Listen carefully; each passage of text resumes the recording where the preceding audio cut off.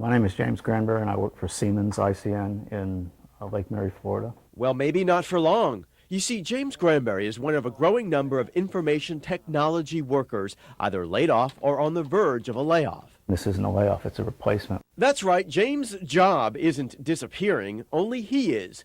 Others have come in to replace him, and that, his colleague Mike Emmons says, is not the only insult added to the injury. They brought the employees into a room and told them what was going to happen and told them that they had to train them.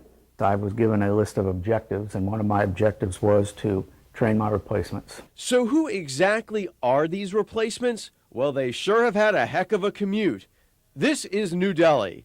Perhaps one of the biggest exports from India these days is people, specifically people in the IT industry. To understand how or if this is happening, you have to understand a little something about visas. Indian IT workers are coming here by the thousands, either on a visa called H-1B or L-1. The H-1B and L-1 visa issue has become a contentious one. H-1Bs allow American companies to bring foreign workers here if they presumably can't find qualified Americans. The L-1 visa is a bit more insidious, if you will. It's granted for intra-company transfers. Look at it this way. A consulting company we'll call Acme in, let's say, India, hires hundreds of computer programmers and software engineers. Acme sets up an office in the U.S.